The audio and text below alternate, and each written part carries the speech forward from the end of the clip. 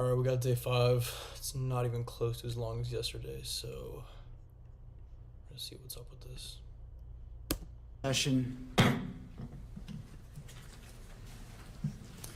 Calling case 251-403-576, State of Utah versus Tyler James Robinsonn. Counsel, please enter your appearances.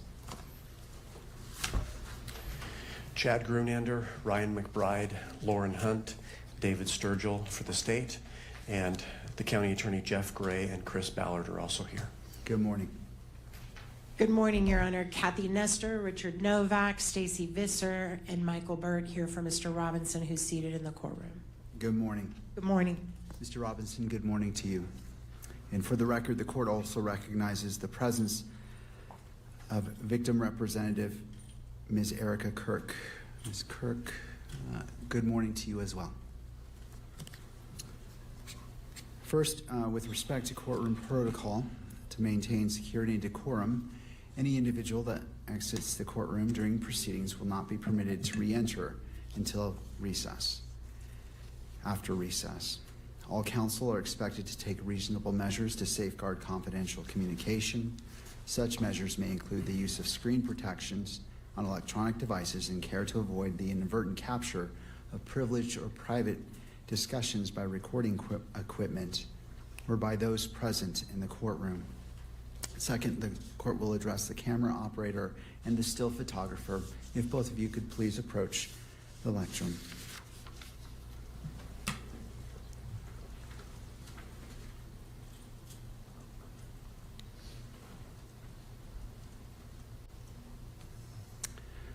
The court's purpose in this dialogue is to ensure clarity regarding the expectations governing today's proceedings. Could you both please state your roles for today's hearing? My role is to capture pool photography, still photos. My role is for video in accordance with the court decorum order. And I apologize, would you mind putting your names on the record? Tess Crowley. Megan Thackeray with KSL. Thank you. Have you both reviewed the court's standing decorum order? Yes. Yes. Do you understand the requirements set forth in that order as it applies to your activities today? Yes. Do you require additional time to review the order or to adjust equipment to ensure compliance? No. No. Do you anticipate any difficulty complying with the order? No. All right, thank you both.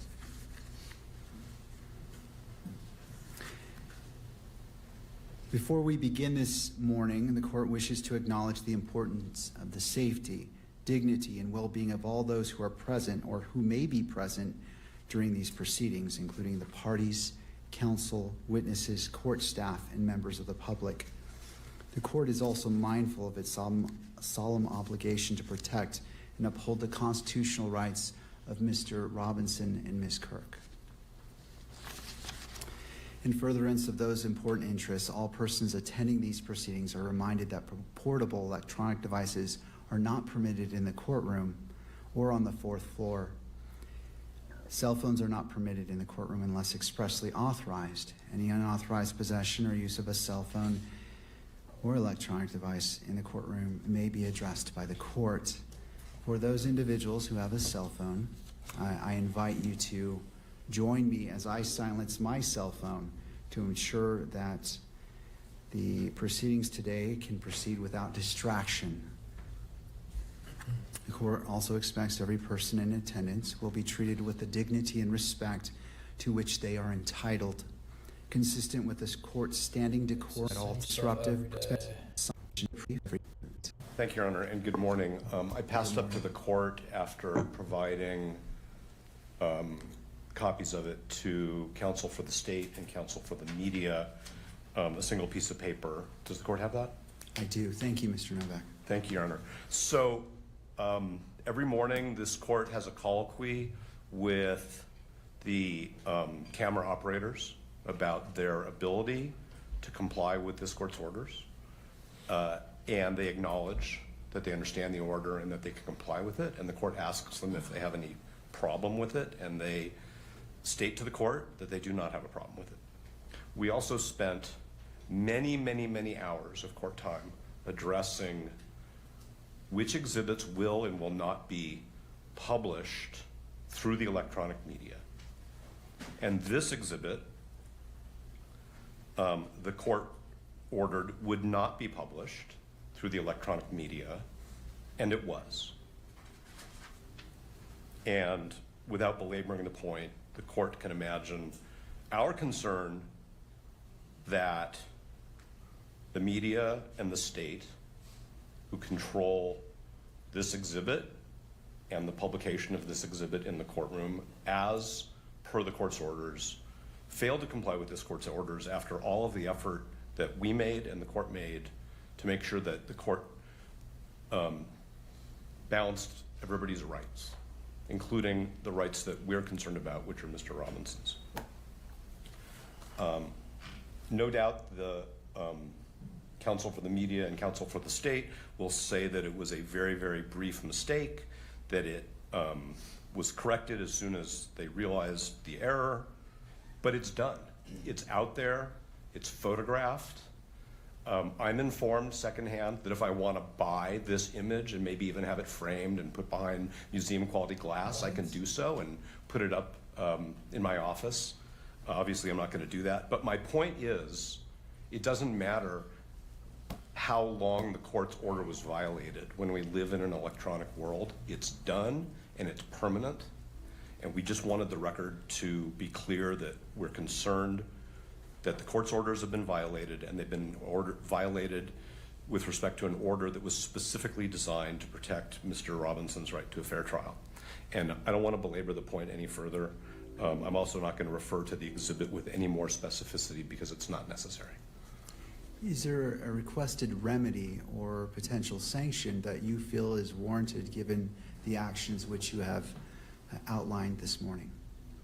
I think that we would like to think, when I say we, I mean Mr. Robinson's counsel, about that. We have, as the court knows, repeatedly asked this court, moved this court, not to have electronic broadcast of this proceeding, of any of the proceedings, and specifically this proceeding.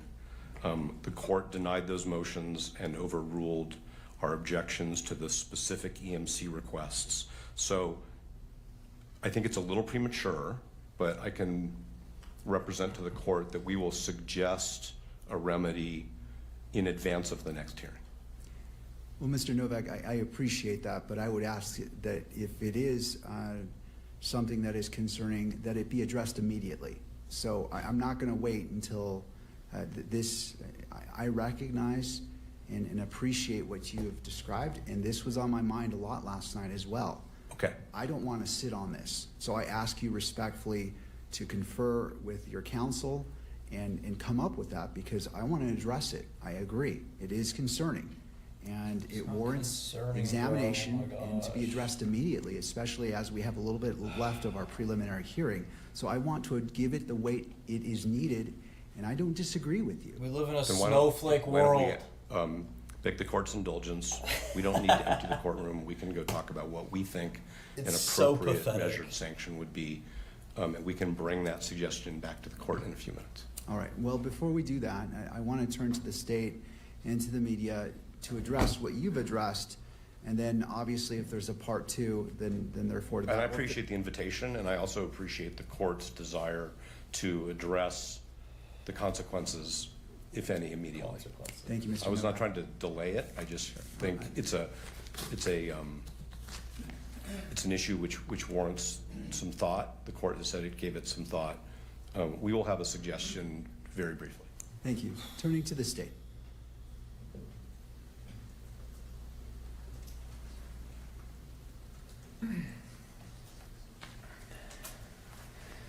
Thank you, Your Honor. I think at the outset it's important to recognize that everyone's doing their best here. The court is, I know the clerks are, I think the media is, we certainly are, and the defense is. This issue came up in the context of an examination of a witness. One exhibit was published. Before the exhibit at issue was also brought onto the screen, I explained what we were going to do, and then the exhibit was brought onto the screen. I reviewed the video last night. The camera was captured this for approximately 2 seconds. The camera operator, I think acting in diligence and appropriateness, immediately panned as soon as she realized that there was a new exhibit on the screen. The court took it down. As soon as they realized that an exhibit was on the screen, I immediately instructed my paralegal to take it down, and it was. Defense, I think everyone involved here made quick and appropriate efforts as soon as they realized a mistake had been made to remedy and mitigate that issue. As I explained what I was what we were going to do, defense counsel did not object as that happened. And the reason I bring that up is because of the requirement for timely objections. Moreover, I do want to say this exhibit was read into the record. It was allowed to be read into the record earlier. It is also in an earlier pleading, which is the information. This portion of that exhibit, I understand, is in the information. And it is largely cumulative of Exhibit 16 and 16.1, which were previously admitted into evidence and published to the media. Finally, we are going to be dealing with a lot of publicity when it comes to media coverage, and I think that's really where the remedy is going to be addressed. I understand there may be a remedy that can be fashioned today to prevent this kind of thing going forward or going on in the future in this hearing, but I think ultimately that's where this will be addressed. Any other questions from me, Your Honor? Well, not at this time. I will afford you the opportunity, obviously, to respond when defense comes back. I want to weigh this and taking in consideration, and I find your representations to be accurate as to what occurred. I believe that I noticed it and asked for it to be taken down because I have a live stream on my screen for that very purpose. And the sequence, I believe I made note, and if I'm wrong, please correct me. It's been a long 4 past days, but that's the only addition that I find to the representation. And certainly, Mr. Novak, feel free to correct it if you believe the sequence was any different. I just want to make sure a clear record is being made of what happened in order for whatever happens next to be appropriate and proportional to the actions that occurred. No, and that's consistent with my memory, and I also reviewed the video, the live stream as well in preparation for this issue today. So that's exactly what I think happened. From my perspective, examining the witness, Okay, I we did get not it. have We a- get it. The opportunity to be here. Video shouldn't have been showed. Whatever. Good morning, Your Honor. Good morning. Appreciate the opportunity to be here to speak on behalf of the media. I think our understanding of what happened is consistent with what both the defense and the state have said here. So I don't want to belabor that point. But here's how I understand them. There's 2 exhibits at issue. Those exhibits were used yesterday in part because the juxtaposition of those 2 exhibits might have provided some sort of benefit to the court. The first of those exhibits was asked to be published through all 3 of the court's phases. The court said it will be admitted into evidence, be shown in the courtroom, it will not be shown on the cameras. That happened about 3 hours into the hearing. That all went smoothly and well. That operated exactly as it is intended to. That requires the participation of everyone, the court, the defense, the state, media, camera operator, all to do that well. Later in the day, when in the video I reviewed, this was about 5 hours into Okay, no one cares. that. Shouldn't have been Then- showed. Cool. There's no way you're talking about it think- this much. I think at There's no way. that put that for sale on the internet, then they can. They are No one cares. We warrants live in a the- snowflake if- world. the image. There was we That's I'm sure there is a stream out there. I want to look at it again in order to appreciate the full effect and exposure. I remember it, but given the nature of this and trying to weigh the constitutional rights of all parties, I want to be thorough and look at it exactly so as we move forward, as I evaluate what's being requested by the parties, that I am at the level of knowledge and because what it is, it was on screen. I want to look at it, how long, what exactly was on screen, and in order to be at the point of saying, okay, I fully understand. I mean, I was here, I saw it, I noticed it on the screen, but again, I want to take that extra 2 minutes to review that. I'm not suggesting that we rush through this at all. I just wanted the court to understand that our request for the remedy and the sanction, we are prepared to share that with the court, but we can certainly wait until the court has had an opportunity to review whatever the court thinks it needs to review. The permanence of this violation of the court order is a different issue from how long it took to correct the violation. It's a permanent consequence. In other words, that image is out there forever and ever in violation of the court's order, no matter what actions the court, the state, and the media took to remedy it, because that's the technological world we live in. So that's my response, if I may. While the court is reviewing it, you may, just so that if you choose to, I encourage it. If you don't, I respect that. A court's going to take about 5 minutes. Again, I just want to review it. Okay. And so that's just something to keep in mind, in my opinion. Thank you. All right, before the court takes a 5-minute recess and to review this, does any party need the benefit of the record based off? Blah, blah, blah, blah, blah, blah, blah, blah, blah, blah, blah.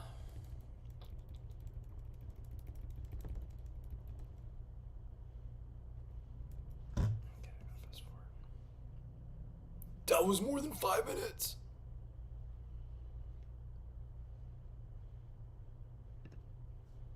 Court is back in session, noting the presence of counsel and all parties.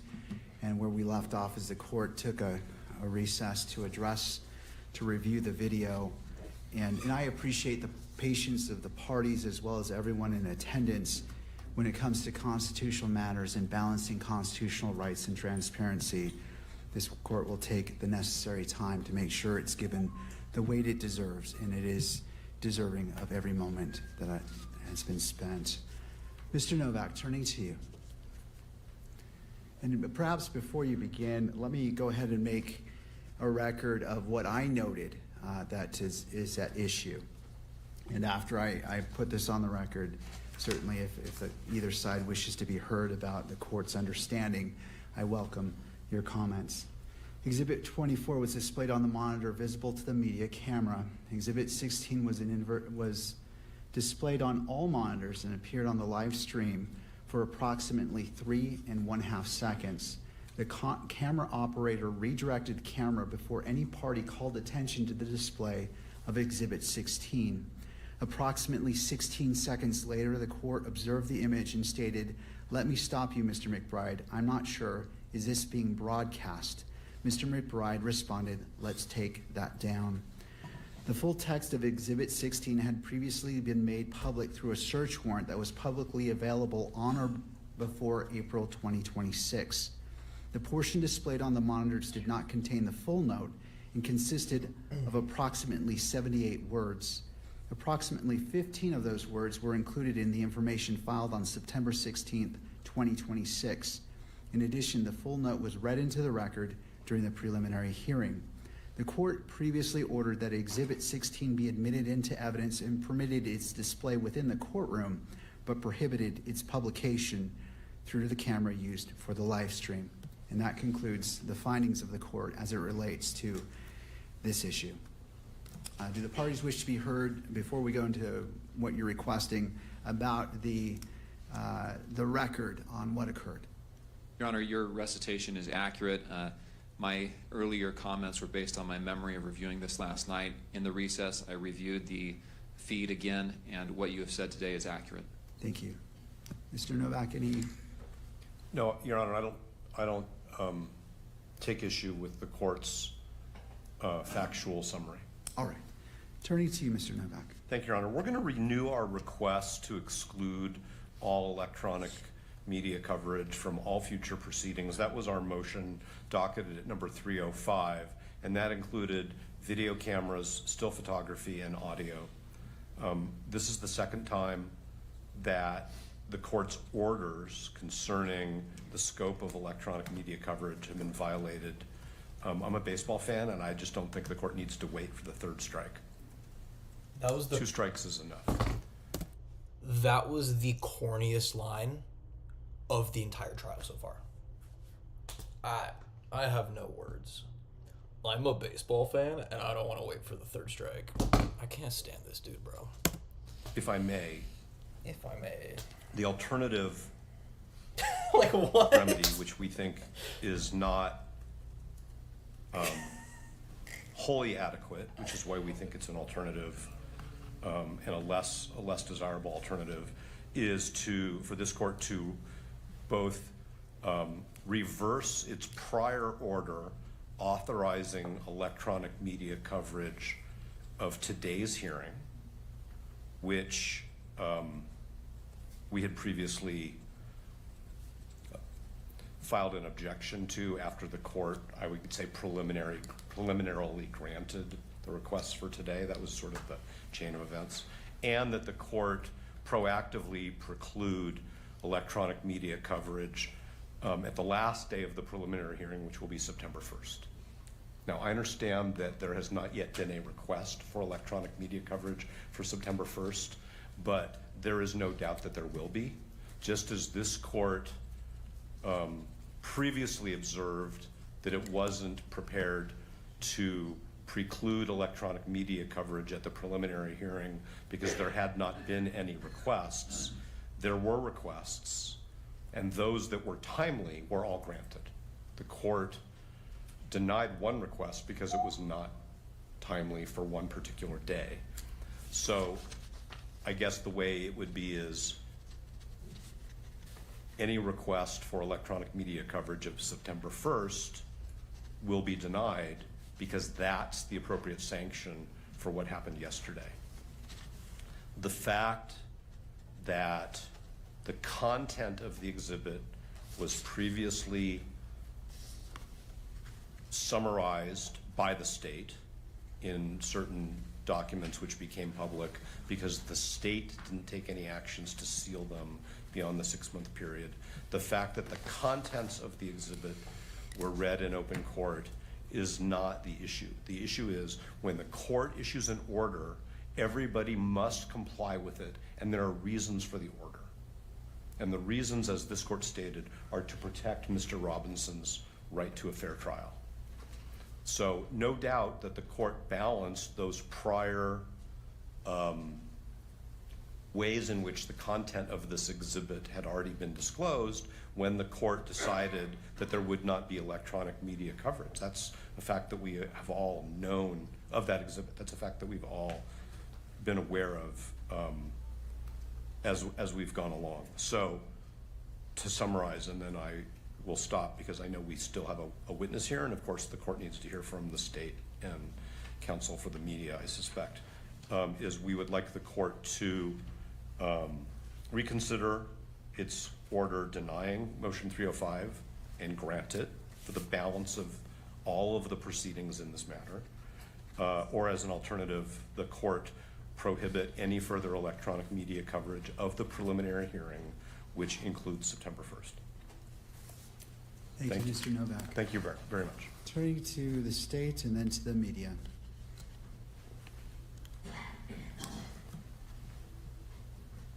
Yes, Your Honor. As to the remedy, we've heard of instances where the media has been able to delay publication of the recordings of the proceedings. We've heard of instances where that has been a short delay of like 30 seconds. I've talked to the media attorney about this, and they do not have the capability to do that right now. My suggestion would be for future proceedings to order the media to look into that capability, and that would be a remedy that perhaps could be used in the future. I think that would be a satisfactory remedy to avoid this type of thing in the future. As to the other remedies requested, we have one witness. The final witness, well, the defense has one witness. That witness is a ATF DNA forensic biologist, and I assume that the exhibits that will be admitted through her will be of that nature. We've already, in fact, admitted the report that she is going to be testifying to. the reports, I should say. That's exhibits 30 and I believe 34. And so I don't think we have, and those have already been published, I don't think we have the same risks or, I'll just say risks with her testimony as we do with some of this other evidence that has already been admitted. Thank you. To the media.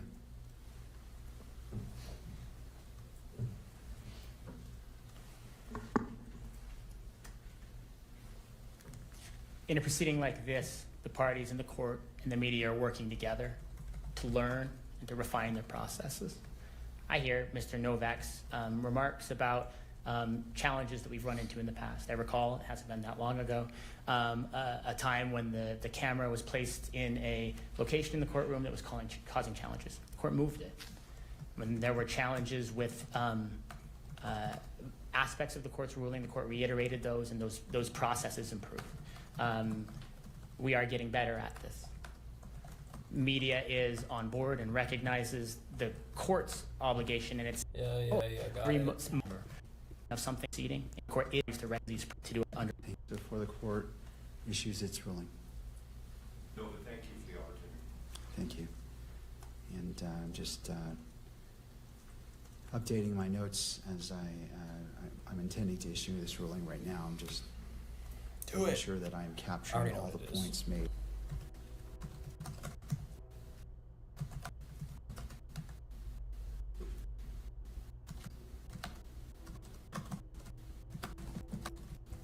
Rose typing away. Oh my gosh. I'm almost done. I appreciate the party's patience. It's the full patience. On the request by defense. The constitutional rights of Mr. Robinson and Ms. Kirk are paramount. Although transparency in judicial proceedings is a fundamental interest, it must be balanced against the constitutional rights of all parties. Having considered the arguments presented by counsel and having reviewed the events that occurred yesterday, the court finds that its order prohibiting the publication or broadcast of Exhibit 16 by the media camera was violated. The court agrees with the defense that this constituted a violation of the court's order. Compliance with court orders is essential in all proceedings and is of particular importance given the nature of these proceedings. With respect to defense's request as a sanction that the court reverse its ruling on defense motion 305, motion to exclude cameras, the request is respectfully denied. The analysis underlying the court's prior ruling remains unchanged, and the court adheres to its reasoning and conclusions. With respects to the defense's alternative request as a sanction to prohibit all cameras and electronic equipment from today's proceedings, thereby preventing the electronic capture of the proceedings for those inside and outside of the courtroom, the request is granted in part and denied in part. Effective immediately, members of the media shall no longer capture or broadcast any exhibits displayed by the parties during today's proceedings. The court finds this sanction to be proportional and appropriate in light of the violation of the court's prior order. The court reserves this sanction as it relates to September 1st. It is not before the court. There has not been a request for electronic media coverage, and the court won't issue a pre-ruling. When it becomes, that request has been filed and all the deadlines which the court has imposed in regards to the MC filing are in place, if motions are filed, the court will entertain motions in brief argument ahead of the September 1st hearing and address it at that time. This is the ruling of the court. Thank you. Turning to the defense, if you wish, you may call your next witness. Judge, we would like the benefit of the record before we start taking evidence today. Yes, Mr. Grenander, and I'll allow all parties, given the ruling of the court, briefly. And I'll be brief, Judge. And this is in relation to the continued taking of evidence today. And I'll start my statement, Judge, with something that was very insightful that you said the other day. You mentioned, and I quote, "Sometimes you need to take time to save time." close quote. And so that's my purpose for standing up here this morning. We have spent the better part of a day, a little over 5 hours, I believe, hearing from witnesses that the defense has called at this preliminary hearing. And no doubt the defense is entitled to call witnesses at a preliminary hearing as allowed by the rules. But I think it's important that the court remind all parties about the purpose of this hearing. This is a probable cause hearing, as Your Honor has repeatedly stated. The defense has invoked the term reliability many times. And the court, frankly, has found the evidence that's been admitted, the testimony. As a gatekeeper, the court has found it reliable. It's been presented. The exhibits have been found reliable. So any questions of additional reliability are really questions of credibility of the witness and weighing of the evidence. And that is not really what this court engages in at the probable cause standard. And so this is all couched in the context of a likely forthcoming standing objection that the state may lodge if the testimony is long and drawn out and exceeds the scope of the preliminary hearing, gets into areas of a 702 hearing, possibly even trial. We will lodge this objection, but I wanted to just simply state the authority, Judge, behind our objection if we do make that. As your court is well aware, the magistrate at this stage of the case must view the evidence in the light most favorable to the prosecution.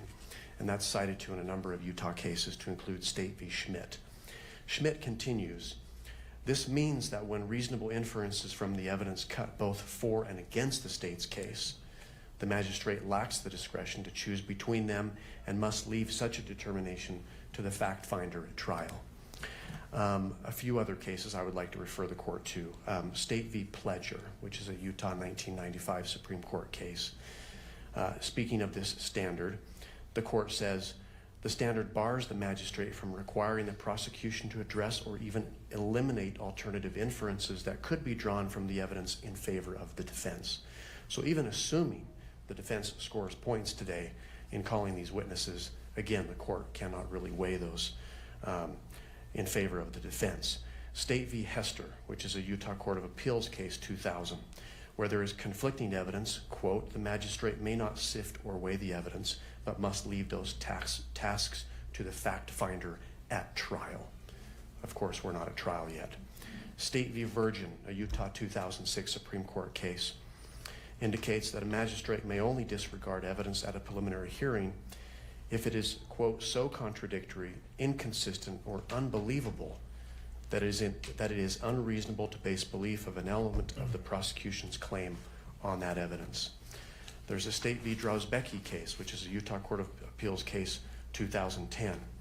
Magistrates may only disregard or discredit evidence that is wholly lacking and incapable of creating a reasonable inference regarding a portion of the prosecution's claim, but must leave all the weighing of credible but conflicting evidence to the trier of fact.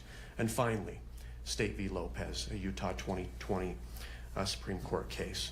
Speaking of this probable cause standard at a preliminary hearing, the court said, under this low bar, it may be difficult for the defense to overcome a prima facie showing of probable cause. Even an alleged victim's recantations may sometimes be insufficient, given that the magistrate must view all evidence in the light most favorable to the prosecution and draw all reasonable inferences in favor of the prosecution, close quote. Judge, Your Honor has heard 4 days of testimony now. The evidence is overwhelming. It's devastating. And the question needs to be asked, the purpose of continuing with testimony if it's long and drawn out. Of course, the defense has the right to call witnesses, but it needs to be within the context of this preliminary hearing. So again, we may be lodging a standing objection of relevance and exceeding the scope of this hearing. That's my record. Thank you, Mr. Grunander. Do other parties wish to be heard as it relates to Mr. Grunander's statement? To the defense?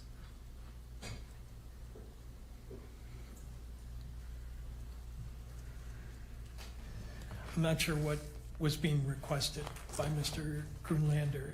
As I indicated to the court during the testimony of the last witness, We had discussion with the state prior to the start. We had a scheduled date for the court to rule on objections. And the purpose of that hearing was so that we wouldn't have to fly witnesses out from the East Coast if there was going to be a standing objection. Prior to that hearing taking place, the state contacted us after they had participated in interviews of Ms. Oliver and the other experts, and indicated to us, and we indicated to the court, that there was going to be no standing objection to the testimony of these witnesses. So if he's lodging a standing objection now, I think he's waived it, or he should be stopped from asserting it given the circumstances. I didn't hear that he was asserting that, and I intend to keep this next witness focused on the issue that I think is relevant, which is the state presented DNA reports through a non-expert. They selectively read into the record a portion of those reports which left an extremely misleading impression of the significance of that evidence. So I have the author of the report here, and I'm going to hopefully educate the court on what the limitations are of the report, and that's it. I hope to be done with the witness by noon, direct and cross, and that will be the end of it. All right, thank you, Mr. Burt. And before I have you call the witness, just want to make sure that the media had I'm not sure if the media needs to be heard on Mr. Grunander's response. No, Your Honor. All right, thank you. All right, Mr. Burt, you may call your next witness. Thank you. Call Miss Oliver.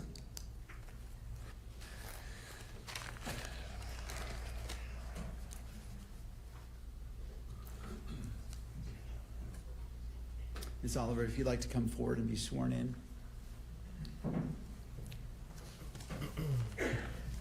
You do solemnly swear that the testimony you shall give in the case now pending before the court will be the truth, the whole truth, and nothing but the truth, so help you God.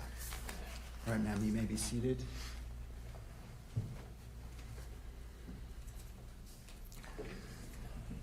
And there's a water bottle to your left if you wish.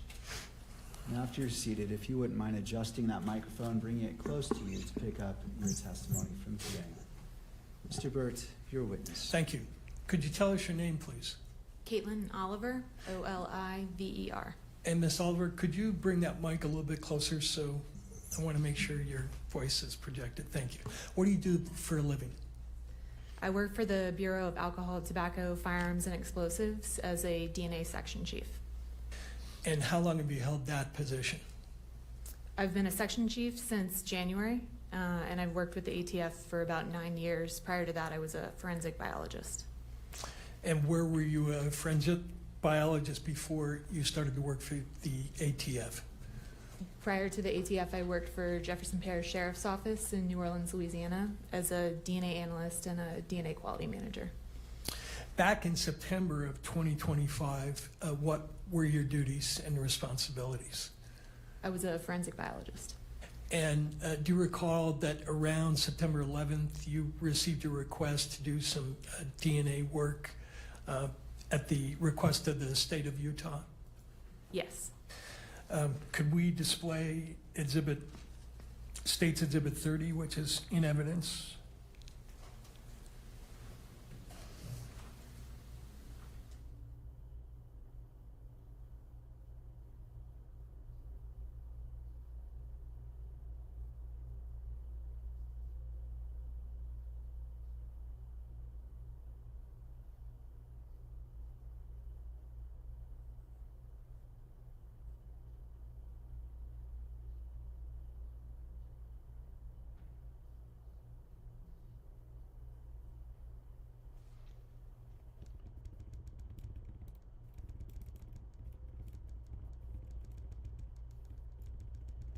Portion discussing the sample.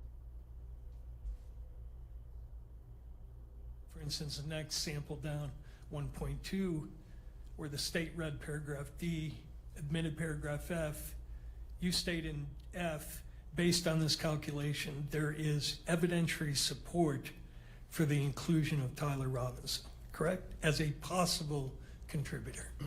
Correct. Mr. Burt, I just want to interrupt. Sure. I was made aware of a question about the media as it reflects this order So the question was whether audio could be transmitted, and my ruling covered the video display of any exhibits. And so I just want to make sure that's the understanding of all the parties, that the audio of your portion discussing evidence is that you understand that that's going to be captured by the camera and displayed, but not any exhibits displayed. Is that your understanding? That is my understanding of the court's ruling, yes. And to the state? Yes. And to the media?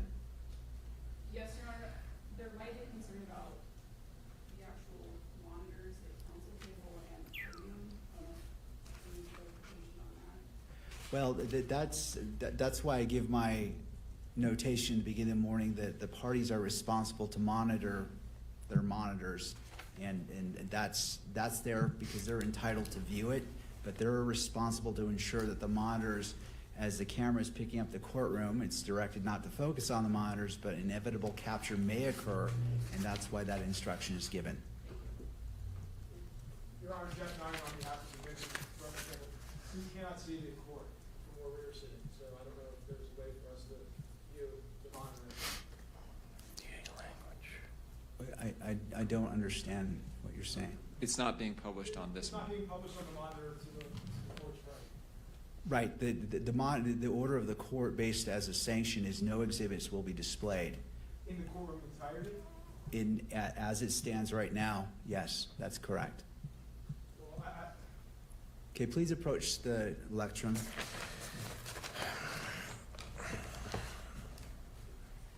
Your Honor, it's just hard for the victim's family to be able to follow the evidence if everyone but the victim's family is able to view the exhibits here in court.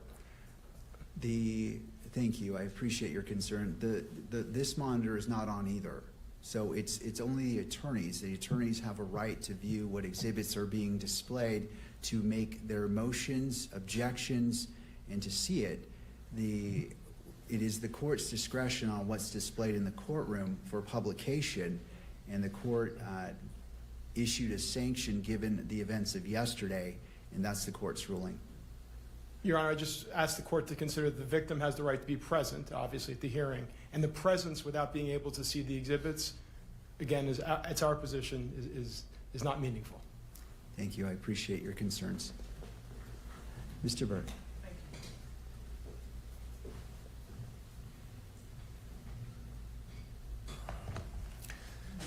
Could you redisplay Exhibit 30, please?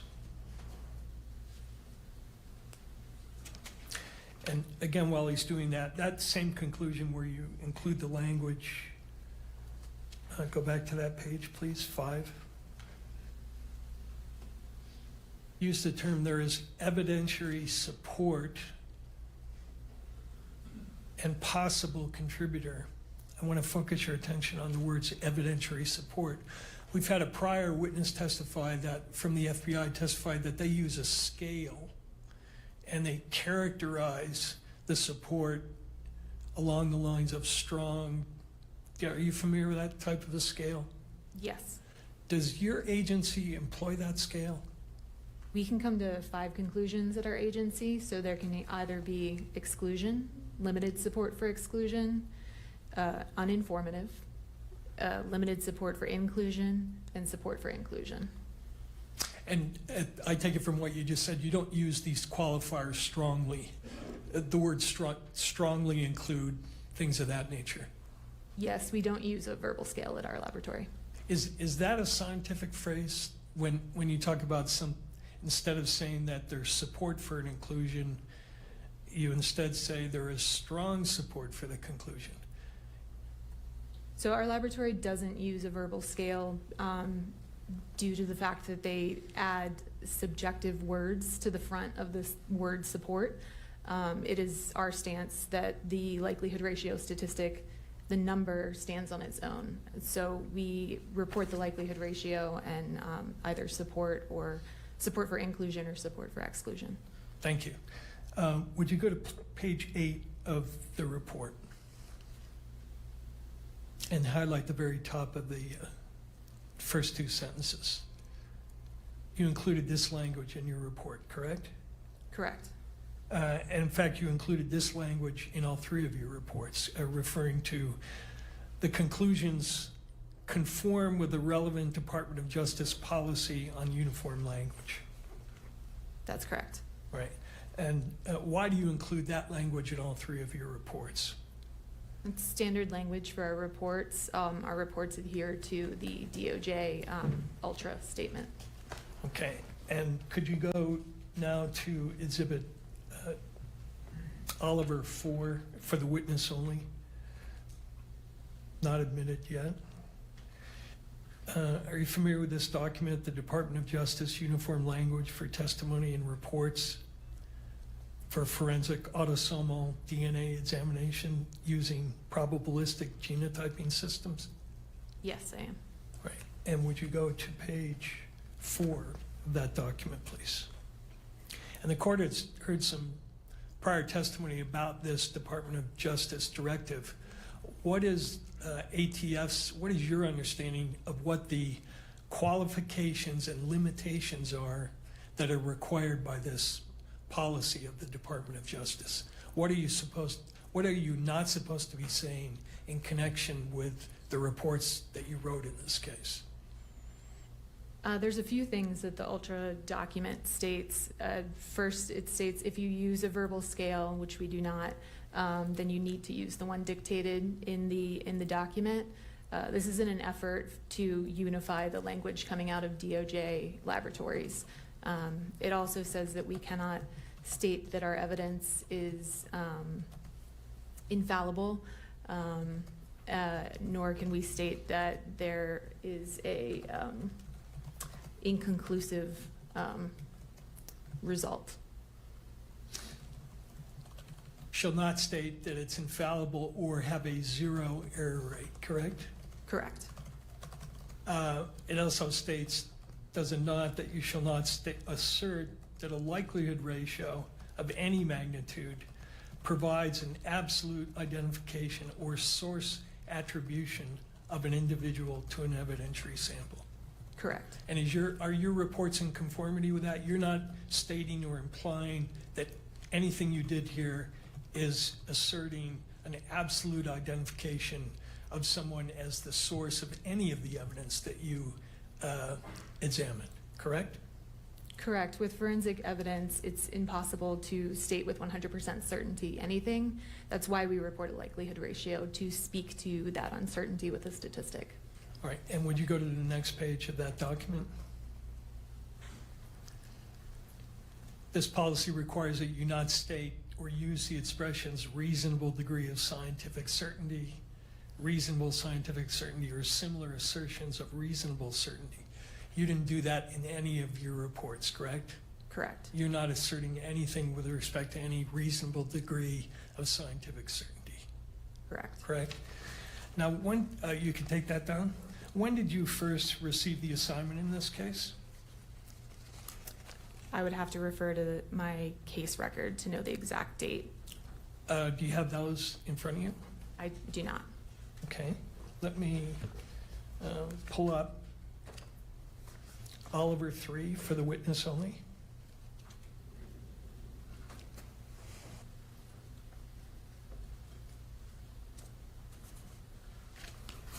And go to the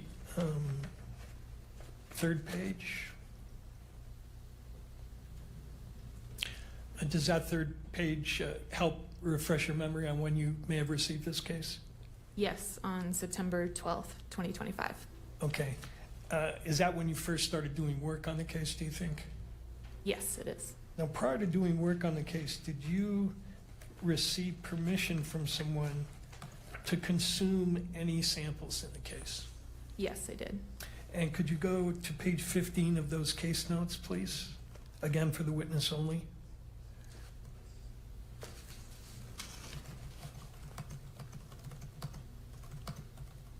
Do you recognize this email?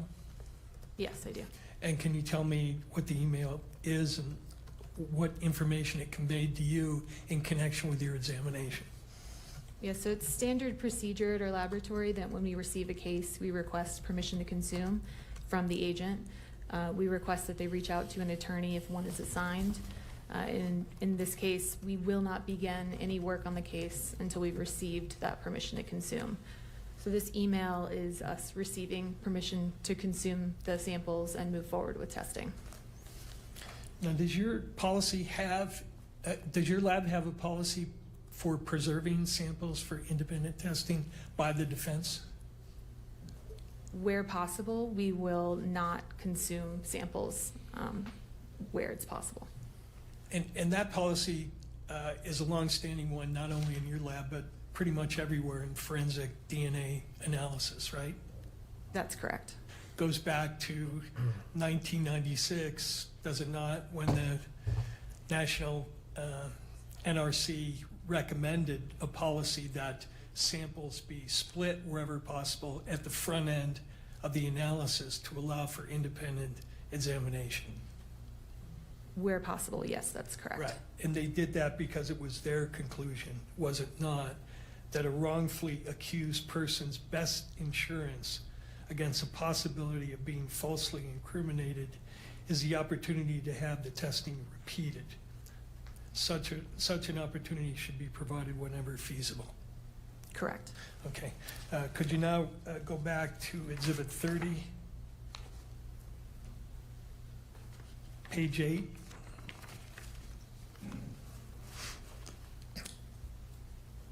Were certain DNA samples consumed in your analysis? Yes, they were. And for the record, are those listed on page 8 of your report? Yes, they are. Which samples were entirely consumed in your analysis? That would be exhibits 1.4, 1.6, 1.9, 1.10, 1.12, 2.1, 3.1, 4.1, and 5.1. Okay.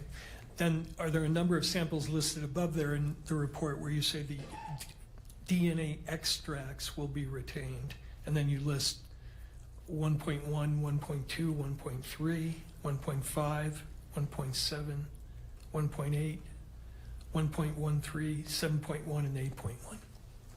Correct. Does that mean that those are all swab samples, correct? They were swabs, yes. All right. Does that mean, does your report mean that you consume the swabs, but you have some liquid extract remaining as to those samples? Correct. Now, are all of the samples, let's talk about the samples in Plaintiff's Exhibit 30. Were all of the samples you looked at there mixed samples? I refer to my tables in my report. Sure. Go to page 2, please.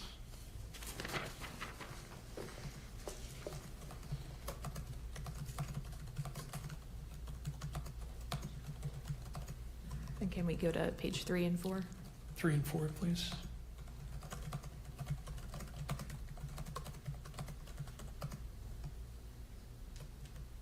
With the exception of the known samples from the known individual, that was a single source sample, but otherwise the evidence samples were all mixtures.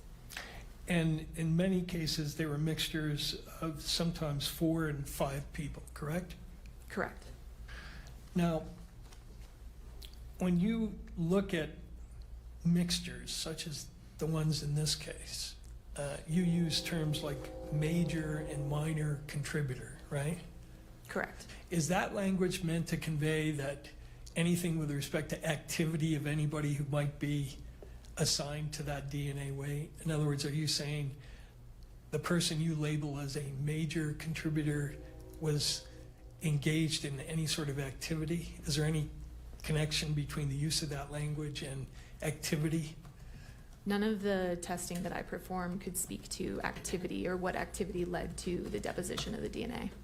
So nothing in your report, if somebody reads that and says, oh, this one says this person is a major contributor, you're not commenting on anything about the person's activity, correct? Correct. And is it true also that there are also several other limitations concerning the language of your report that it's important for courts and people who are reading the report to understand.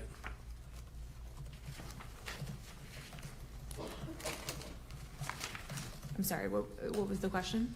Are there other limitations, in addition to the one we just reviewed, that it's important to understand about the language you use in your report? In terms, is there something specific that you're? Yeah, there is. Could you go to Baker Exhibit 30, page 1, for the witness only?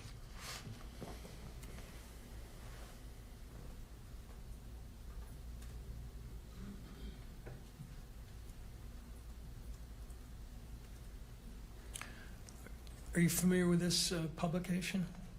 Yes. This is a publication by the National Institute of Standards and Technology called Forensic DNA Interpretation and Human Factors. Correct.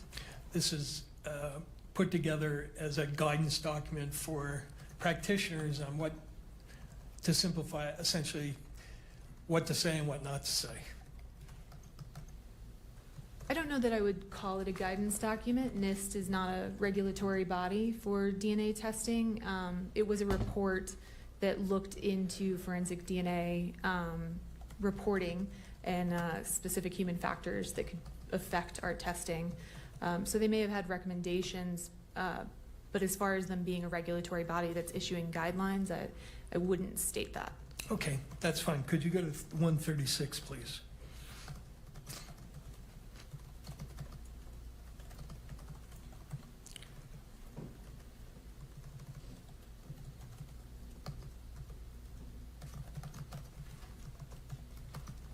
$136.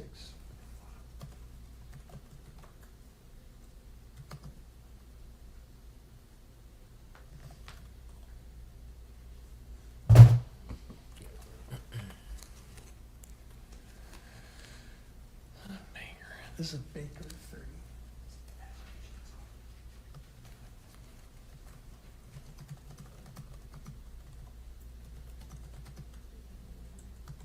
Keep going.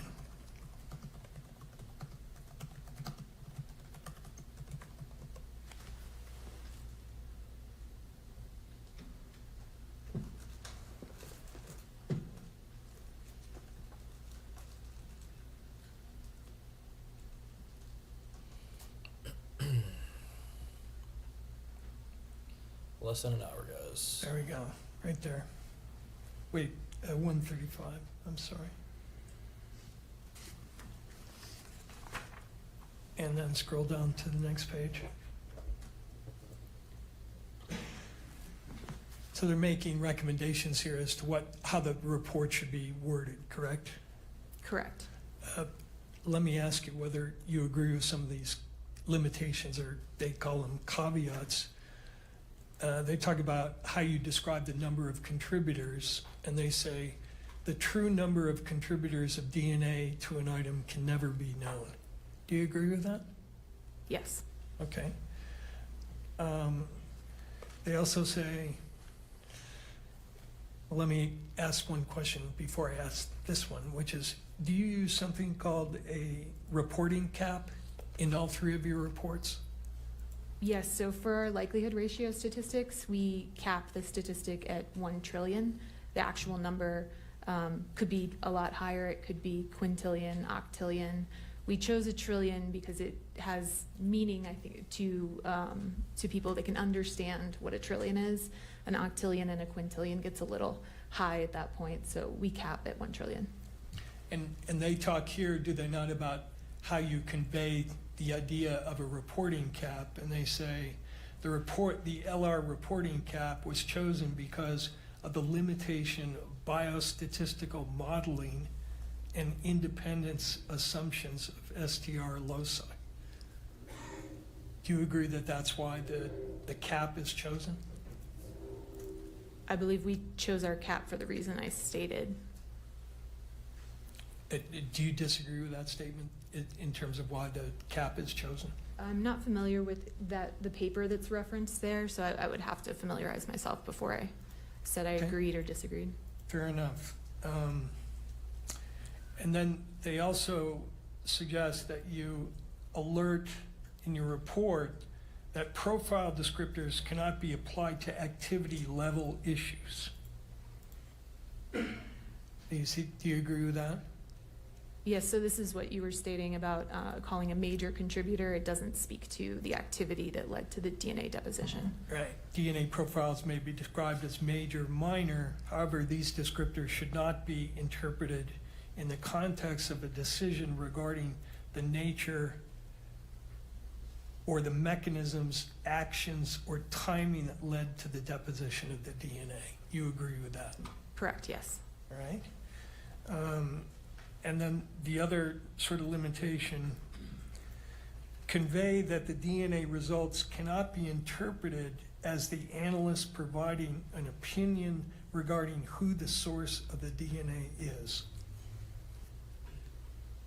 Yes, so this is, once again, we don't make source attribution statements. We will say there's support for inclusion, and then we back up that with a statistic.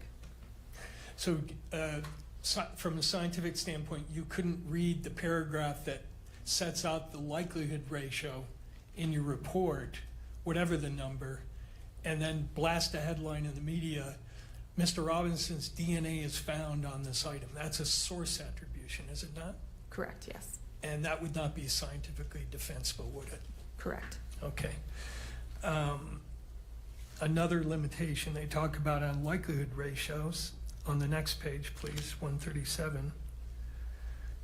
Likelihood ratios cannot speak to the likelihood of a proposition, only to the probability of the results given a pair of propositions. Do you agree with that? Yes. Explain that, because that's a little above my pay grade in terms of understanding.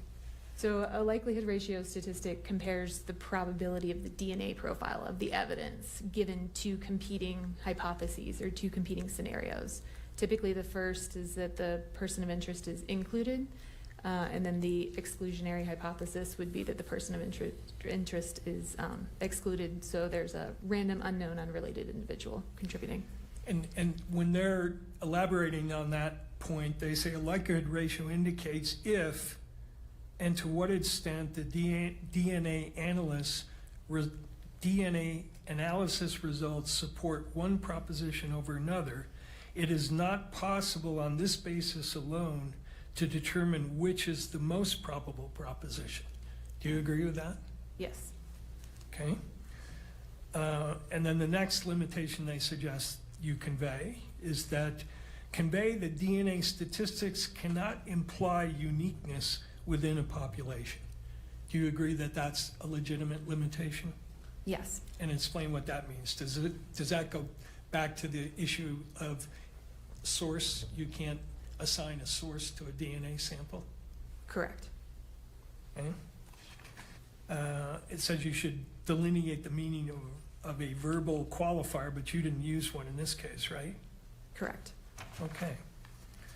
Now, you mentioned that your testing cannot, and correct me if I'm wrong, I don't mischaracterize it, your testing, none of the testing in any of the three reports can answer the question of how and when DNA got deposited. Is that true? That is true. DNA can't speak to the activity that led to the deposition of the DNA. And the report says, with regard to that issue, with the increased sensitivity of DNA techniques and sophisticated software, a DNA profile may be developed even when the contributor of that DNA never touched the item or area that was swapped. Alternatively, a person's DNA may be present when they were not involved in the crime. Do you agree with that? Yes, once again, I cannot speak to the activity. Can you explain how it's possible that a DNA profile may be developed even when the contributor of that DNA never touched the item or area that was swapped? So it's possible if, say, the pen that you're sitting there using for the week, you, say, hand it off to the judge, and the judge then touches it for a period of time, and then I swab it. It doesn't speak to who handled it last. I could test that. I could get both of your profiles. I wouldn't know which person was the last person to handle that item. All right. And similarly, if you had a lot of DNA on your hand, we shook hands, I then went to pick up an exhibit, a gun, I touched the trigger of it, your DNA could be on that trigger, right? It is possible, yes. Okay, even though you never touched the gun. Yes. And that's why, because of those possibilities, you can't make any assessment of how or when DNA got deposited, correct? Correct. How long can DNA persist on an item? DNA is quite stable Depends over on time. the It can be broken down due to environmental insults, so things like heat and humidity are known to break down DNA over time. But I couldn't give you an exact number. Were certain of the samples that you tested in this case degraded samples? There was degradation present in some of the samples. And what can cause degradation? Like I said, She there's just said environmental environment, so- insults, heat, humidity. She just said that. Now, the second report that you wrote had to do with a Dremel item that was taken from Mr. Robinson's home. Correct. And did you request certain what are called elimination samples in regard to items that were recovered from his home? Yes. Tell the court what an elimination sample is as opposed to a sample that relates to what's called a POI, person of interest. So an elimination sample is a sample taken from a known individual that it may be assumed that they could have come into contact with it. If I were to, say, swab your vehicle, then I would want your DNA sample as an elimination to eliminate you in order to look for any additional DNA that may be there. And you say they're assumed contributors because depending upon the location, for instance, somebody's house, you would expect if there were multiple people in that house that perhaps everybody in the house could contribute to a certain DNA result. It's possible. So you'd want samples from all those folks to see if they contributed to an item that would be associated with a place where they congregated. Correct. And I noticed from your case file that you also requested, but I don't think you received, elimination samples from agents who were involved in this case. Correct. Why do you request those samples? The type of testing we perform is quite sensitive, and so it is a standard practice that we request elimination samples from any of the investigators involved in order to potentially eliminate them in case they could have contaminated the evidence. Okay. Now, in report number 157, if you could bring that up, please. Oliver 157, which has been admitted.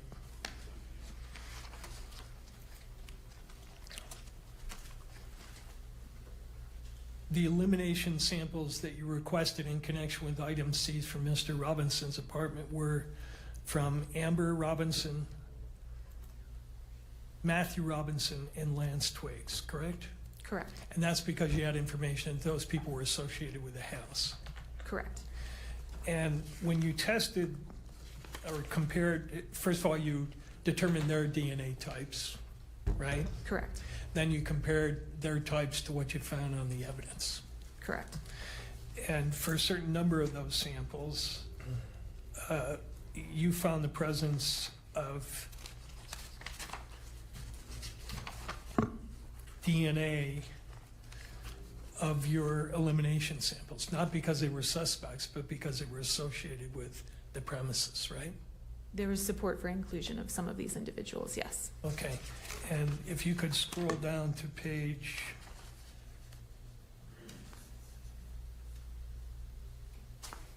4, which is the table, I just want to review briefly with you. For instance, item number 1.4, which was a swab from the rifle.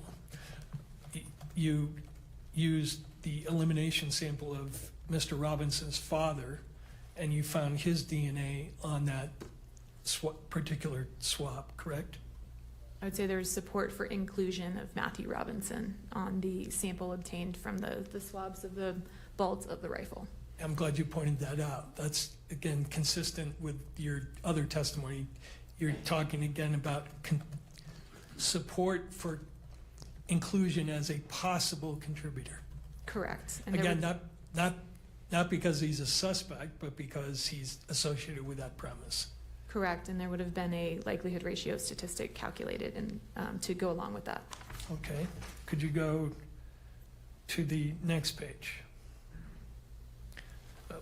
Similarly, with respect to 1.6, you found, again, Matthew Robinson on swap number 1.6, or a profile that indicated he was a possible contributor. There's support for inclusion of Matthew Robinson. Okay. And next page, actually go to page 7.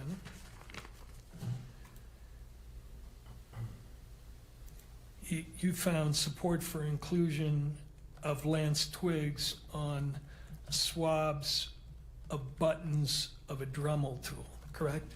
Correct. And going back to what we were talking about before, if a person named Lance Twiggs lived in that residence, came into contact with Tyler Robinson, and then touched a button on a Dremel tool, you'd expect Mr. Robinson and Mr. Twiggs's DNA to be on there, right? Or you could. It's reasonable to assume that anyone living in the household could have contributed to DNA on an object found in that household. And similarly, you found profiles to suggest support for inclusion of Mr. Twiggs on other areas of the Dremel tool, correct? Correct. Okay. Now, the last area I want to ask you about is, you're familiar with something called NGS? Yes. What is NGS? NGS stands for Next Generation Sequencing. It's a DNA technique that sequences your DNA, so it looks at the individual sequence of your DNA. And is it true that in your field, that whole area of NGS is something that's at the forefront of everybody's attention? For instance, when you go to seminars and you look at the presentations, there's a lot of talk about NGS, right? That's correct. Yes, it's a newer technique. And is it being developed by ATF as a technique that's going to be used or has been used? Not at this time, no. And is there plans to do that? Not at this time, no. Okay. Do you know if other labs have implemented it? I believe there may be some laboratories in the United States that have it in use, but I wouldn't have direct knowledge of that. Now, you used a program in this case called STR Mix, correct? Correct. And that's sold by a company in New Zealand, that software? Correct. Have they developed another program called STR Mix NGS? I'm not aware of NGS software. Could you go to 156, Oliver 156?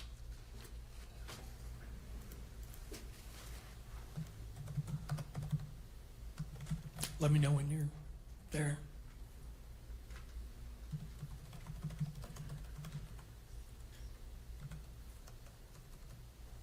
Are you aware that STR, the developers are selling a product called STR Mix NGS? I was not aware, no. Okay. Now, sequencing analysis is different than what you did in this case, correct? Correct. And how so? As I said, sequencing is looking at the individual sequence, the individual bases that make up your DNA, as opposed to the testing that I'm performing, which is looking at length variations. So STR testing, which is the testing I perform, looks at areas of the DNA that are known to be highly variable between individuals, and there are areas where the DNA sequence repeats itself and over again. And depending on who you are as an individual, you may have a different number of repeats present at that location. So the testing we're performing is looking at those length variations. There's a distinction between, say, if you have 10 repeats versus 12 repeats. But you're not looking within those lengths to see what the sequence of the DNA is. Correct. And that's what this new technology is designed to look at. Correct. And the reason it's designed to look at that is because it's been found that there are DNA areas that are different in sequence, even though they're the same length. Is that true? I think the reason for developing NGS software is to add another tool to a forensic biologist tool belt. Okay. Now, could you go to 154, please, for the witness only? You're familiar with this chart? Yes. Okay, this lists all the alleles that you found for all the testing in your 3 analysis, correct? No, it looks like, No, you were right, 154.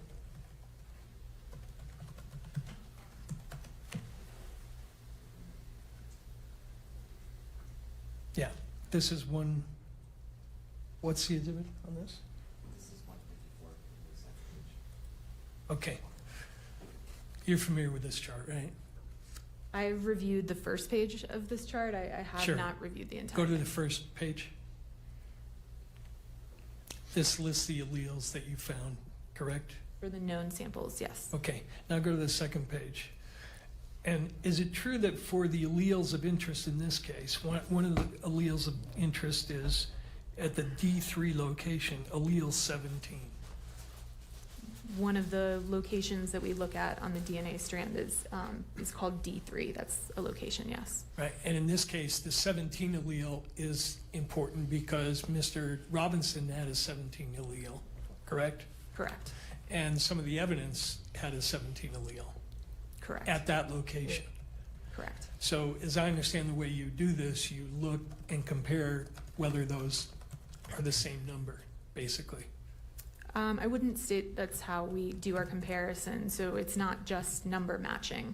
We're using STRmix, the STARmix software, in order to perform an analysis of the software that looks at the possibilities for a DNA profile and make comparison to the knowns that way. We aren't using a chart and just doing number matching. Yeah, and I wasn't suggesting you did, but you're looking at the alleles and measuring the peaks, and it's a fairly sophisticated process, correct? Correct. But the bottom line is you're comparing alleles one against another. Correct. So if a person is a 17-17 and the evidence sample is a 17-17, you're looking at that comparison. Correct. And again, measuring only length. Correct. But it's true, is it not, that researchers have found at that particular allele, the D317 allele, that there are actually 3 different 17s, 17A, 17B, 17C. Yeah, so there's something known as isoalleles. What that is you may have, in this case, a 17 allele, but the sequence within that 17 allele is different. So 2 people may have a 17, but they may have a different sequence within their 17 allele. And it's been found that there is a 17A, a 17B, and a 17C, correct? Objection. Relevance to the probable cause hearing. At this point, I think we've once again gone beyond probable cause, and based on Mr. Grunander's argument, I would invoke his argument here and the case law that he referenced, and I object to this question. Let me withdraw the question, reframe it, and move beyond it. All right, so I'll sustain the objection. It will be reframed, and we'll go from there. It's true, is it not, that at least 1, 2, 3, 5 of the locations of interest in this case, researchers have found that the alleles that you were looking at, these isoalleles, have different sequences but the same length. Objection. Relevance. The witness has testified she does not do sequencing analysis here, and that's what the question is asking, is about sequencing analysis. Counsel? The point, though, is that her testing cannot distinguish between these isoalleles, and therefore it goes to the weight of the comparisons. But if she didn't do that, Yeah, that's the point. is that she didn't do it, and therefore she's not in a position to draw conclusions. Mr. McBride? That proffer is inaccurate, that she's not able to draw conclusions because she did not do NGS or sequencing analysis. She has testified that her lab and the analysis she did here is not sequencing analysis, it's something different. Whether or not she could do sequencing analysis is irrelevant to the analysis that she did do. If Mr. Burt wants to call an expert to say sequencing analysis is better or something like that, that's fine. But this expert does not do sequencing analysis. Therefore, the line of questioning that goes into sequencing analysis is irrelevant to her testimony. Let me see if I could lay a further foundation. All right, so I'm going to sustain the objection. Sure. And the question may be asked if counsel chooses. When you do your analysis using length only, do you go by the rule that if any STR locus fails to match when comparing the genotypes between two or more samples, then the comparison of profiles between the question and reference sample is usually declared a non-match, regardless of how many other loci match? No, it's not quite that simple. What you're speaking of is an exclusion, is that correct? Yeah, right. So it's possible for DNA evidence we spoke about, it's possible that DNA evidence be degraded. In a case like that, there may be the potential that some of the profile has what we call dropped out, so it's not present. In that case, we wouldn't expect necessarily to have a inclusion or exclusion at that location because there's no information present there. So it's not quite as simple as is every allele in this chart present in the evidence. There's more to it than that. If you had a difference in sequence between a known and a question across many loci, would you exclude the person? It depends. Again, objection, Your Honor. We're going back into sequencing, which is not the analysis that was done in this case. Mr. Burt? Again, Your Honor, if there could be an exclusion based on this and the testing was not done, I think that is relevant. But as it relates to this witness and her first-hand knowledge, I'm not seeing that tie-in as it relates to her. All right, let me move on then. So I'll sustain the objection. Now, you said that all the samples you looked at in that one report were mixtures, correct? Correct. And the number you get in the likelihood ratio depends on how many contributors you estimate, right? The number is going to vary if you say I think it's a mixture of 2 people versus I think it's a mixture of 5 people. It's not necessarily the number of contributors. The likelihood ratio speaks to the weight of the evidence. And so it's comparing known individuals to the unknown sample. It could be a low number and be a single source sample. It could be a high number and be a 4-person mixture. It's not necessarily directly correlated with the number of contributors. Let me ask you if you agree with this. This is from the NIST mixture study. An likelihood ratio numeric value is not a measurement of a physical quantity. Do you agree with that? Correct. Rather, it is a ratio of probabilities in the opinion of the expert assessing the likelihood ratio and is dependent on the specific propositions used to formulate it and also on the individual making the assessment. Correct. Yes, I agree. And does the final likelihood ratio depend on the number of contributors you assume? No, it does not. It has no effect whatsoever. It can have an effect. It's possible. It's possible multiple other factors could contribute to the likelihood ratio. Is it somehow difficult to figure out how many contributors there are in a sample?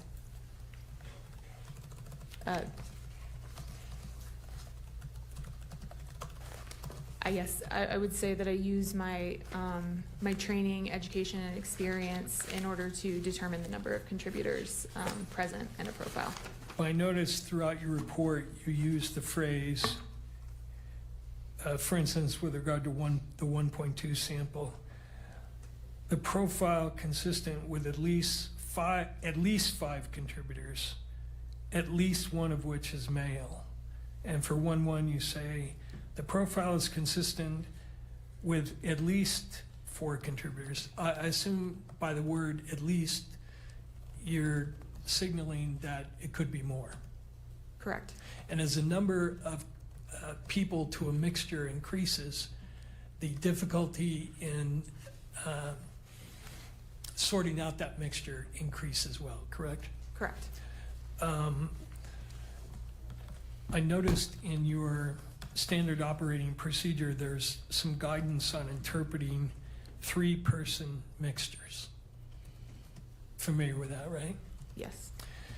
And it says, and correct me if I'm wrong, approximately 70% of 4-person mixtures present as 2 or 3-person mixtures, based solely on number of alleles present. It's possible for them to present, yes.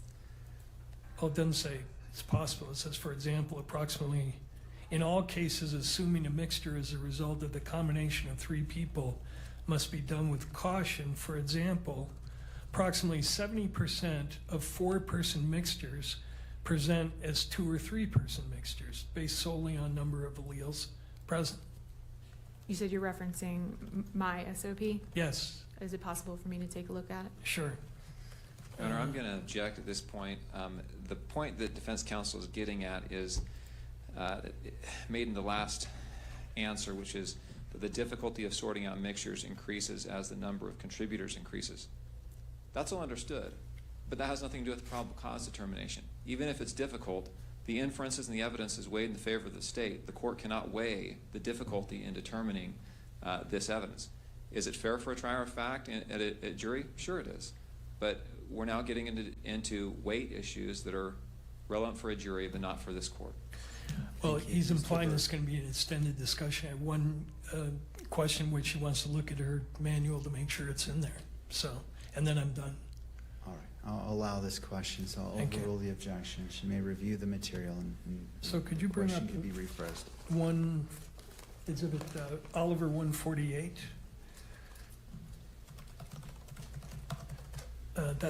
This is your SOP document, correct? Correct. And then go to page 83.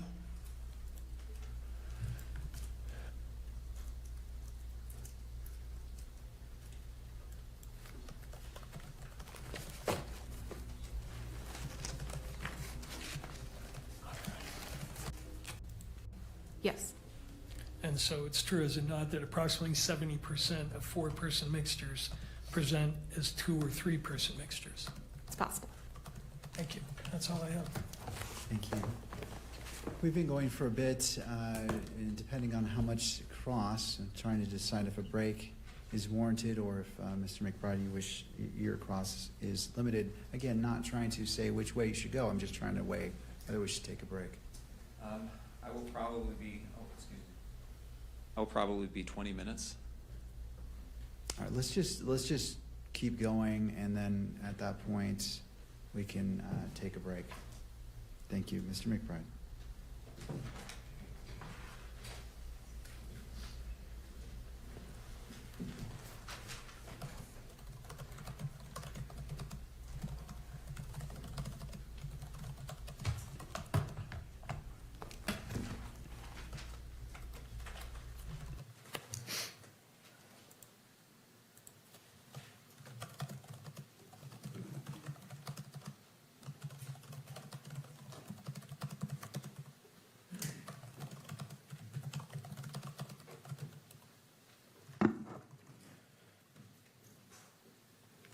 Good morning. Morning. Is your lab accredited? Yes, it is. What does that mean? So our laboratory goes through a voluntary accreditation process where a external third party comes in and audits our laboratory to a set of standards. Specifically, the ATF laboratory is accredited, and specifically the DNA section of the ATF laboratory is accredited to 2 sets of standards. One is an international set of standards called ISO 17025 for testing laboratories, and additionally, a DNA-specific set of standards put forth by the FBI. Does the accreditation require that the methodologies you use be validated? Yes. The methodologies used in this case have been accepted by courts across the country, correct? Correct. Does the accreditation require that forensic biologists like yourself satisfy certain qualification standards? Yes, we're required to perform competency testing prior to participating in casework, and additionally, we participate in twice a year proficiency testing. And do you satisfy the competency and qualification standards required by accreditation? Yes. And at the time you did the testing in this case, did you satisfy those standards? Yes. Moving to your opinions, where on the firearm did you find evidentiary support for the inclusion of Tyler Robinson? There were several locations. I'd have to refer to my report. Okay, would you look at your report, and this is, it looks like report number, or exhibit number 30. If we can pull that up, just for the witness.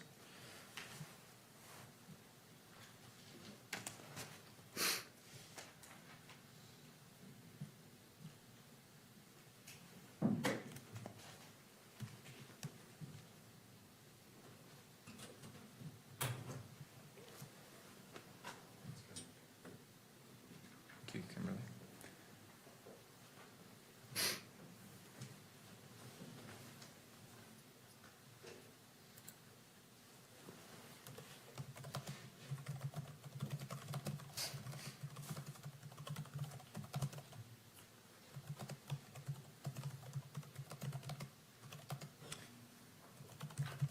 We had it for a minute here, a minute ago.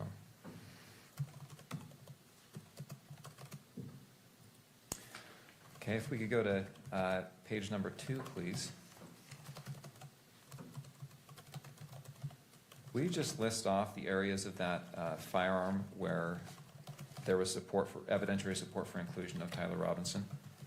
The swabs of the stock and grips of rifle, the swabs of the butt plate of rifle, swabs of the trigger and trigger guard of rifle with possible ridge detail / smudging, the swabs of the bolt of the rifle with possible ridge detail / smudging, and the swabs of the forend of the rifle. We go to page 3. Swabs of the barrel of the rifle with possible ridge detail / smudging, the swabs of possible ridge detail / smudging on the optical accessory. And page 4. The swabs of the protected underside of the receiver of the rifle after disassembly. The swabs of one 30-06 cartridge case. The swabs of one 30-06 cartridge. And the swabs of one 30-06 cartridge. I want to ask you about a couple of those conclusions.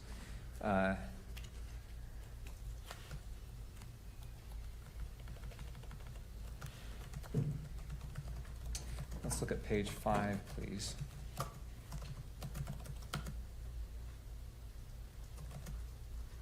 And calculation number 3, exhibit 1.3, do you know where that swab was taken from?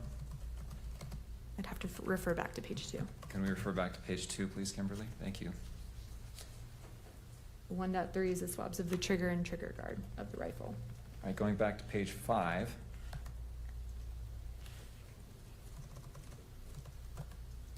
And we've had some talk, some testimony from you and some questions for you about the likelihood ratios.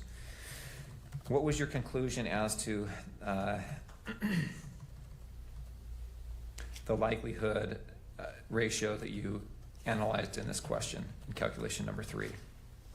For this exhibit, the DNA profile was at least 1 trillion times more likely if it originated from Tyler Robinson as the major component, and 3 unknown unrelated individuals than if it originated from 4 unrelated individuals.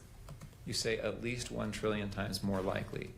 So it could be a much higher number than 1 trillion. Is that accurate? It's possible. But the protocols in your laboratory say you cap that at the number 1 trillion. Is that right? Correct. We would not report a number higher than 1 trillion. And it looks like you also did a probability statistic as well in paragraph E. Is that right? Correct. It's another way of stating the likelihood ratio statistic. And will you state your findings you made here in paragraph E, and that's on page 6.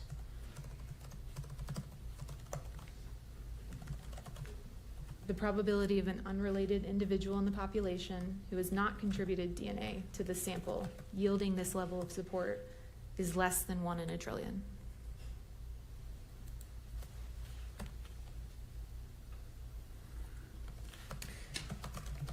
And same question there. The trillion number, it could be far less than that, but you stop your calculations or the statistics at 1 trillion. Is that right? Correct. Let us move to page 7 with regard to statistical analysis calculation number 7. Now, do you remember what 1.3 or 1.13 and 2.1 are? I'd have to refer back to page 3, I believe. You could jump to page 3. Thank you, Kimberly. Page 4, I'm sorry. Page 4. The 1.13 is the swabs of the protected underside of the receiver of the rifle after disassembly, and 2.1 is the swabs of 1 30-06 cartridge case. Now, did you do the swabs themselves?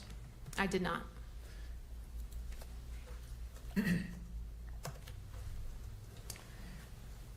And 2.1 is a cartridge case, is that right? Correct. And what's the difference between a cartridge case and a cartridge? The cartridge is unfired, cartridge case has been fired.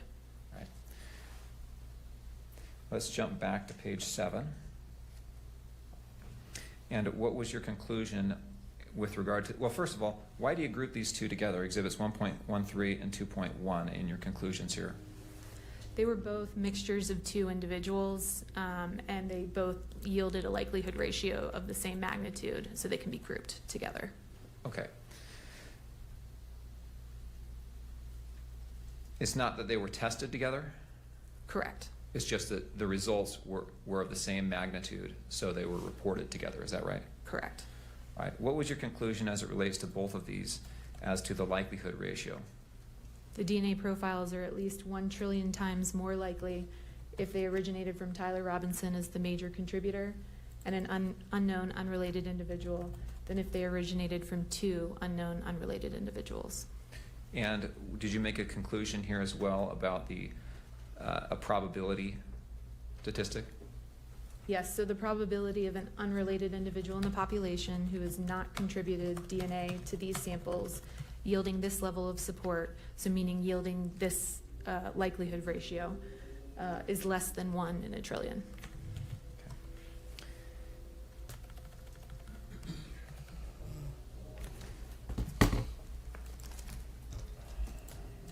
Nothing else. Mr. Vert.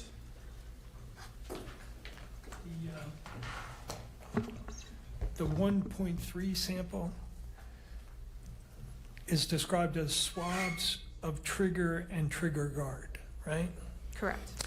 You didn't do the swabs, but am I correct that you have no way of knowing which part was from the trigger and which part was from the trigger guard? Correct. So they were swabbed together, so I wouldn't be able to say where the DNA came from. And that's one of the samples that was degraded, correct? There were signs of degradation present in that sample, yes. And you said with regard to that sample that that was a sample consistent with at least 4 contributors, Correct. right? Correct. And did what you term the major profile have the largest amount of degradation in that sample? There was, yes. And you can't tell us anything about when the DNA was deposited on the trigger guard or the trigger, correct? Correct. You can't tell us anything about whether, when you say it's at least 4, it could be 5, 6, or 7 people with DNA on that trigger or trigger guard, correct? Correct, which is why we have the major contributor that is suitable for comparison, and the minor contributor is not suitable for comparison due to that complexity.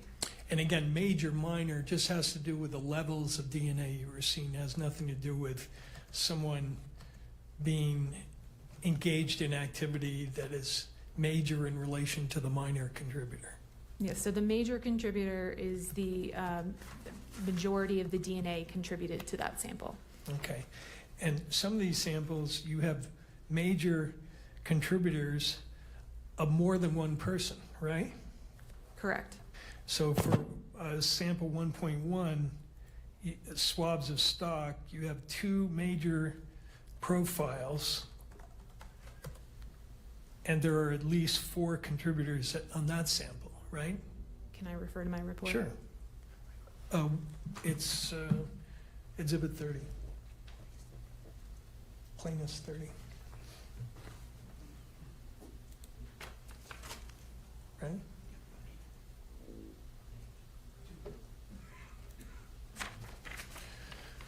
You said Exhibit 1.1? Yes. Yes, it was a mixture of 4 individuals. There were 2 major contributors. Okay.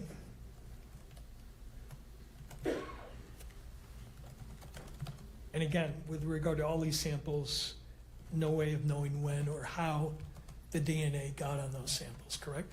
Correct. You referenced another statistic in your report, which is the statistic related to paragraph E, I guess.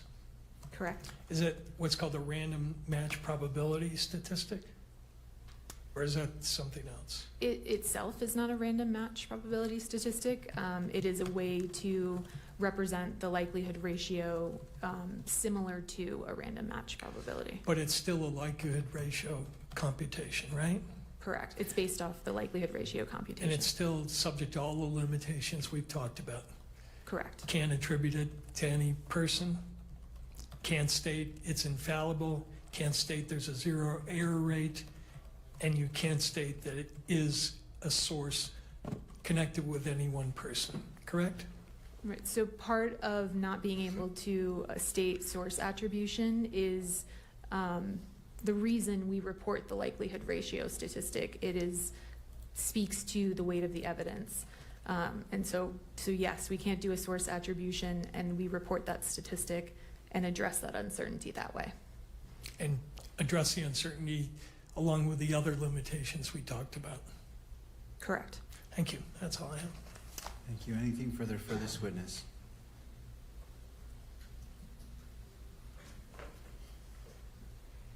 No.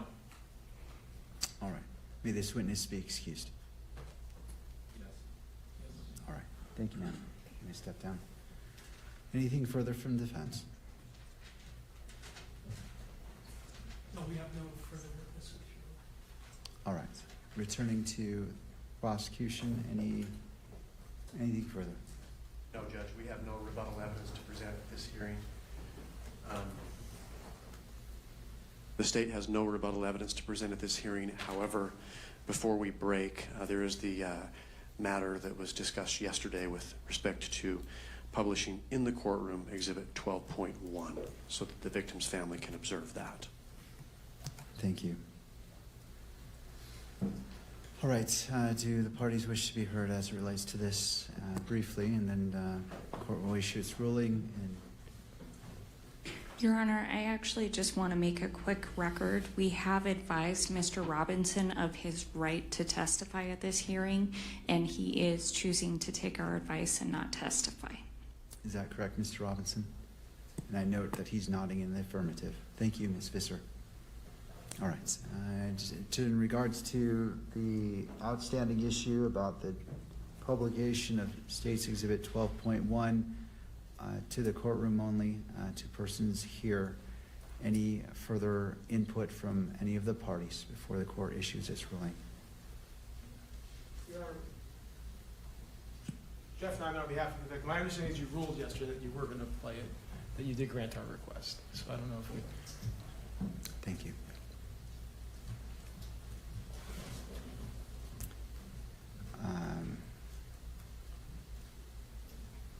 Judge, I might simply add, given the court's ruling this morning with respect to displaying exhibits, we may want to make a record with the live streaming folks here that it's not going to be published.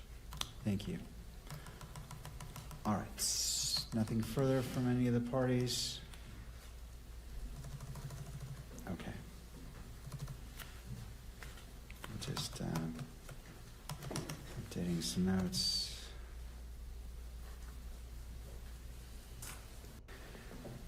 The court wishes to readdress yesterday's ruling in light of this morning's sanction as it relates to Exhibit 16. The court separately addressed that incident and imposed a sanction on the record.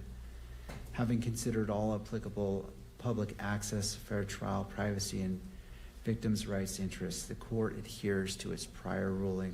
The court finds that temporarily limiting live stream to audio only while Exhibit 12.1 is displayed is necessary to prevent the inadvertent publication of the exhibit from being transmitted to outside the courtroom, and no broader and is taking the least restrictive means to accomplish what is being requested. Accordingly, Exhibit 12.1 may be viewed by all persons physically present in the courtroom, including victim representative Ms. Kirk in her capacity as the victim representative. The same in-court viewing rules applies to all parties and courtroom attendees. And that is the ruling of the court. Let's go ahead and proceed to that, to the stage. So could the camera operator let me know when we're switched to an audio only?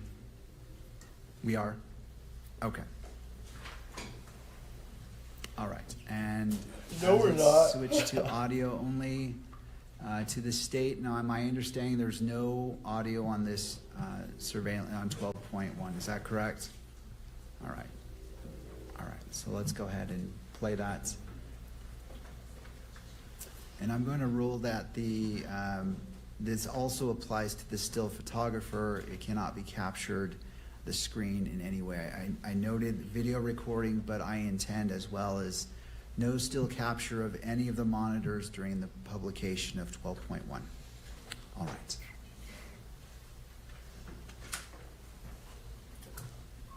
And to the stage, just let me know if you're ready. Let's go ahead and play it now.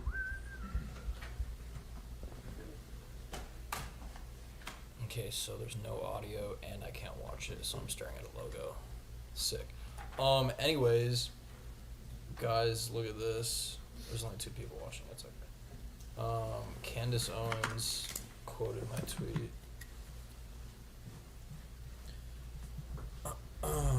So she said, "The evidence is overwhelming. Campaign has begun. This is also pathetic and obvious. Utter disaster. Blah blah blah." And I said, "It's like they all use the same words every time something happens. You're attacking a widow. You're a demonic conspiracy theorist. Mountain of evidence. Overwhelming. NPC behavior." So yeah, so she quoted it and said, "I always say this is the #1 issue with their paid campaigns.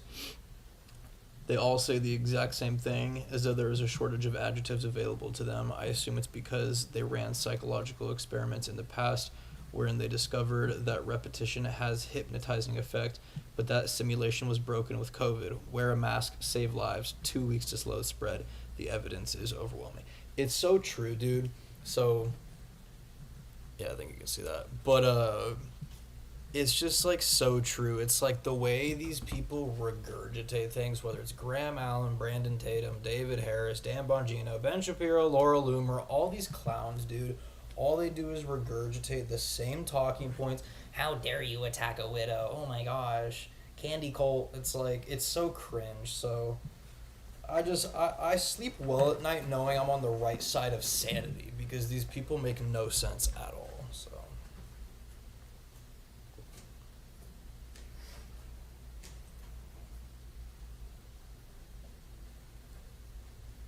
Let's fast forward through this.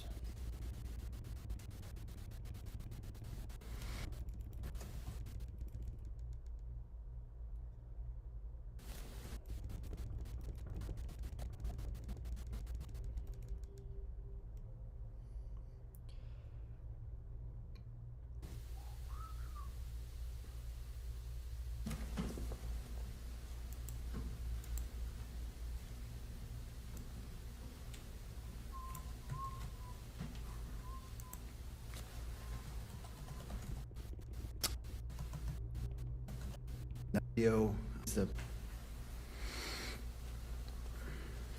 All right, and that concludes the playing of Stacy Exhibit 12.1. Video transmission may resume.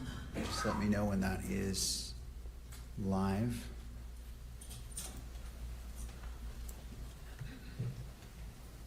All right, thank you.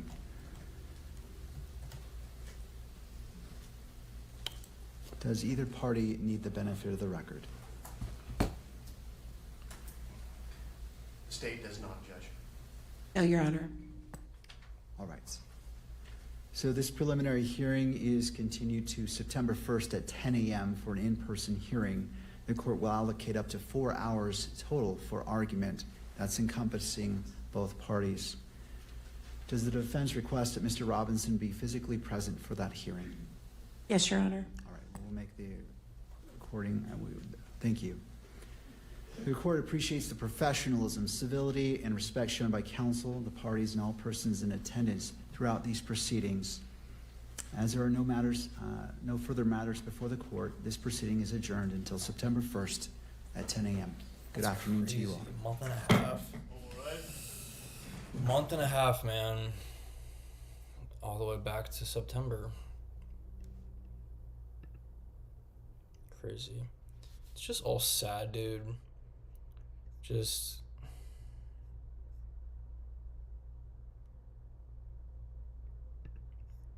I don't know. It's just the fact that people grift off of this and just lie. And. It's like so stupid. But.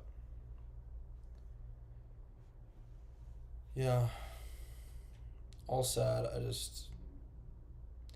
I think Charlie was betrayed.